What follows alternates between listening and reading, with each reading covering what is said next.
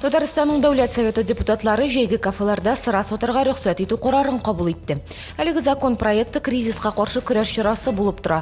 Ул эшмәкәрләргә ярдәм итү максатыннан кабул ителә.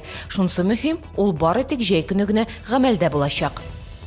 Татарстанның дәүләт һәм муниципаль хезмәтләр порталында халык контроле дип исемләнгән дәүләт мәгълүмат системасы эшли башлауына бүген 3 ел булды. Шушы вакыт эчендә генә дә халык тарафыннан 40 меңгә якын мөрәҗәгать килгән. Хәзерге вакытта аларның 28 меңе шишелгән, 1248 мөрәҗәгать шишелеш этабында. Калган алтынының чираттагы этабы КамАЗ-Мастер командасы өчен уңышлы тәмамланды. Ярышларда Дмитрий Сотников экипажы иң яхшы нәтиҗә күрсәтте. Икенче урында Ойрат Мәрдиев, өченче урында Андрей Каргинов экипажлары. Ралли Астрахань далаларында уза, анда Чаллыдан 6 экипаж катнаша.